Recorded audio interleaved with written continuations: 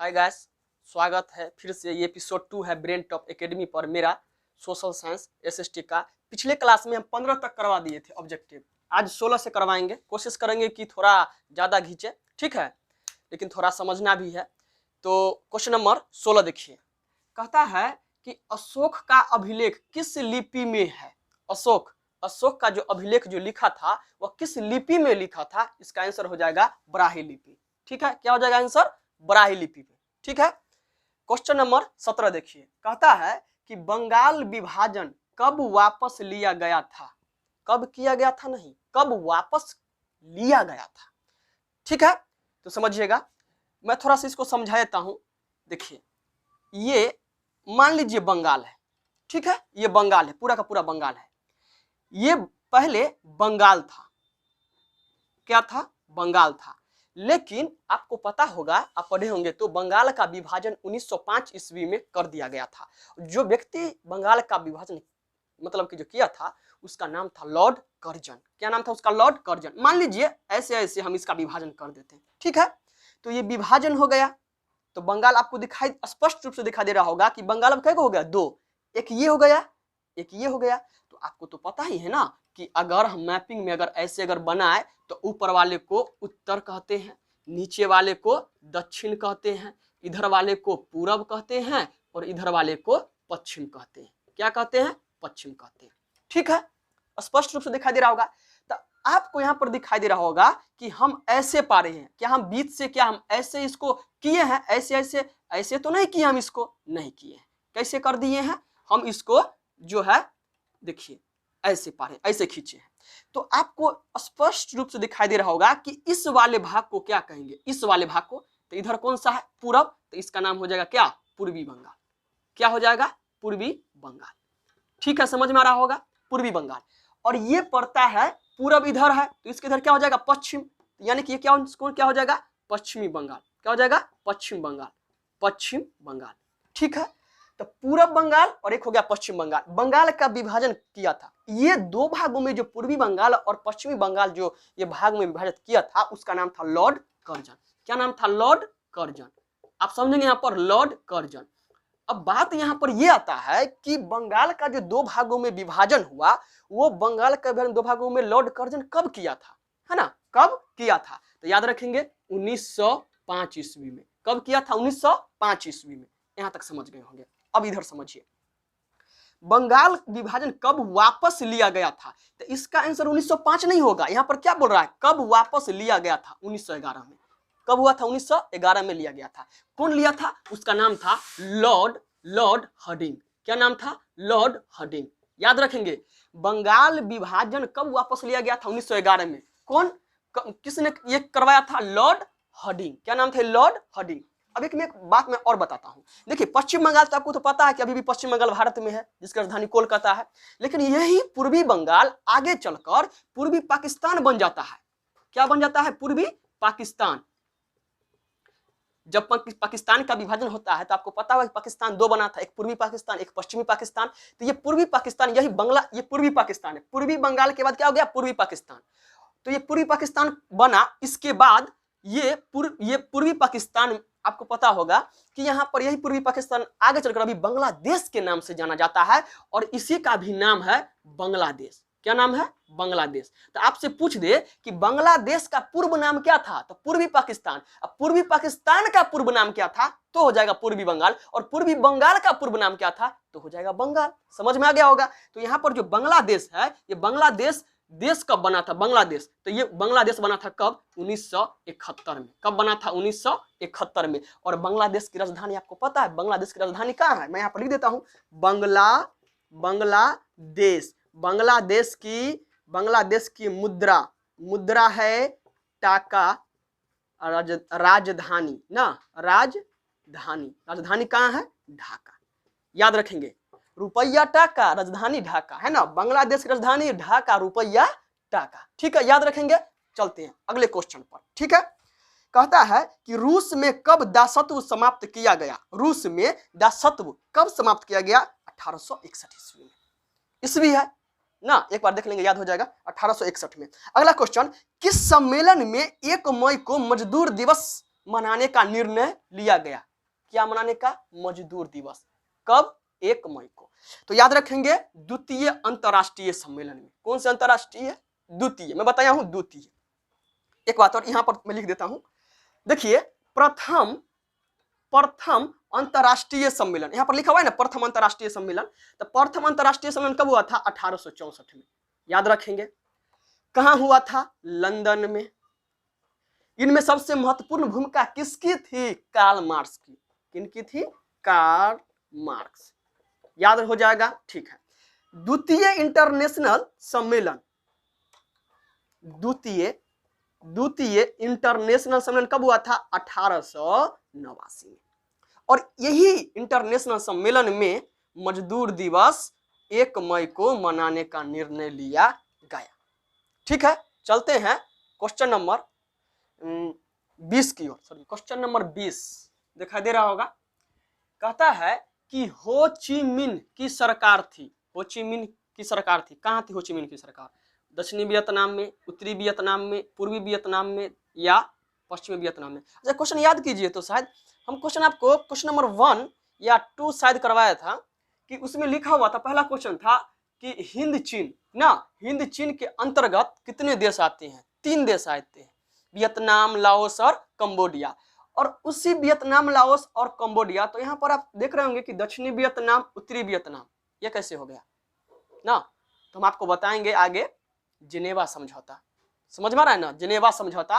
तो मतलब ये जो है ना, वियतनाम आगे चल करके 2 भागों में बट जाता है। समझ में आ रहा है ना? 2 भाग में, एक हो जाता है दक्षिणी वियतनाम, एक हो जाता है उत्तरी वियतनाम। तो हो ची मिन्ह की सरकार रहती है उत्तरी वियतनाम में। दक्षिणी वियतनाम में किसकी सरकार रहता है? बाओ दाई का। याद रखेंगे, बाओ दाई का। समझ में आ रहा है कि नहीं आ रहा है? और ये जो है ये बट जाता है, जिनेवा समझौता होता है। ठीक है, ये बट जाता है। ठीक है, अगला क्वेश्चन देखिए। कहता है कि वार एंड पीस किसने लिखी? War and piece, Tolstoy. इसका पूरा नाम है लियो टॉलस्टॉय। ठीक है, नहीं दिया लियो टॉलस्टॉय, दिया टॉलस्टॉय मार देंगे। ठीक है, कार्ल मार्क्स एक पुस्तक लिखे थे, आपको पता होगा, दास कैपिटल ना, दास कैपिटल। इनका बहुत ही फेमस पुस्तक था ये, दास कैपिटल पुस्तक ये लिखे थे ना। दास कैपिटल जो पुस्तक था, ये इसके लेखक कौन है? मतलब कि जो कार्ल मार्क्स।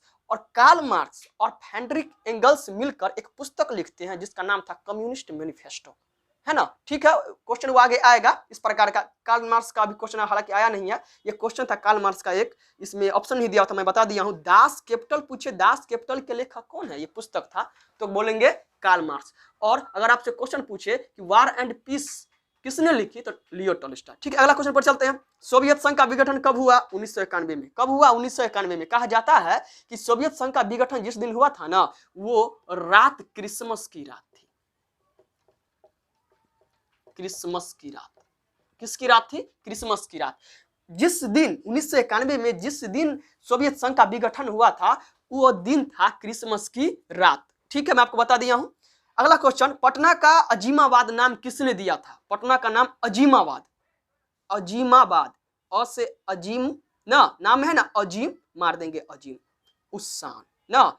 देखिए क्वेश्चन में लिखा हुआ है अजीमाबाद, ऑप्शन में है अजीमा उस्सान, तो इसका आंसर क्या? अजीमाबाद की स्थापना अजीम उस्सान, नाम में भी है, देखिए अजीम, इसमें भी है अजीम। फंस गए है ना, अजीमाबाद की अजीम। ठीक है ना, फंस जाएगा। अजीम कौन था, है ना? अजीम कौन था? याद रखेंगे, अजीम जो था ये औरंगजेब का पोता था। औरंगजेब का पोता था। ठीक है, और इसका क्या बोलता है, ये औरंगजेब का ये पोता था। ठीक है, याद रखेंगे। कहता है कि अजीमाबाद, है ना, ये जो अजीमाबाद था, पटना का नाम अजीमाबाद नाम किसने दिया था? तो अजीम। कब दिया था? 1704 में। याद रखेंगे, ये 1704। ठीक है, ईस्वी है ये। अगला क्वेश्चन, पाटलिपुत्र नगर की स्थापना किसने की? पाटलिपुत्र नगर की स्थापना किसने की? देखिए तो, बिंदुसार, चंद्रगुप्त मौर्य, अजात शत्रु, कोई नहीं। तो इसका ऑप्शन हो जाएगा कोई नहीं। तो कहेगा सर जी कोई नहीं है तो फिर होगा कौन इसका ना? कोई नहीं है तो क्या हुआ? बिंदुसार, चंद्रगुप्त मौर्य, अजात शत्रु, कोई नहीं है। इनमें से तीनों में से कोई नहीं है, तो अब चौथा ऑप्शन है कोई नहीं, तो कोई नहीं मार देगा, लेकिन है कौन, है ना? तो इसका जो स्थापक थे उसका नाम था उदायीन। क्या नाम था? उदायीन। याद रखेंगे, उदायीन। पाटलिपुत्र नगर की स्थापना किसने की? उदायीन ने की। ठीक है, चलते क्वेश्चन, अगले क्वेश्चन देखिए, क्वेश्चन नंबर 25। ठीक है, देखिए कहता है कि भारत में राष्ट्रीय आय की गणना किस संस्था के द्वारा की जाती है? कथी का? भारत में, ये देखिए राष्ट्रीय आय, राष्ट्रीय आय का कौन करेगा? गणना। इस वर्ड को पकड़िए, राष्ट्रीय आय की गणना कहाँ? भारत देश में। अदर देश की बात यहाँ पर नहीं हो रही है, भारत देश की। तो इसका आंसर हो जाएगा केंद्रीय सांख्यिकी संगठन। कौन करेगा? केंद्रीय सांख्यिकी संगठन। अगला क्वेश्चन देखिए, योजना आयोग का गठन कब किया गया? योजना आयोग 15 मार्च 1950 को। और याद रखेंगे, योजना आयोग का अध्यक्ष कौन होता है? अध्यक्ष प्रधानमंत्री। कौन होगा? प्रधानमंत्री। तो आपको तो पता है, प्रधानमंत्री होगा तभी प्रधानमंत्री कौन है? मोदी जी ना। तो इसका आंसर क्या हो जाएगा? नरेंद्र मोदी। नरेंद्र मोदी। ये नरेंद्र मोदी जी अभी वर्तमान में इसके अध्यक्ष हैं। अगर पूछे कि योजना आयोग का प्रथम अध्यक्ष कौन थे? प्रथम ना पंडित जवाहरलाल नेहरू। प्रथम प्रधानमंत्री वही थे, क्योंकि मैं बताया हूं ना अभी कि अध्यक्ष जो इसका प्रधानमंत्री होता है, तो जो प्रधानमंत्री के पद पर रहेंगे वो इनका अध्यक्ष होंगे। तो प्रथम अध्यक्ष कौन रहे होंगे?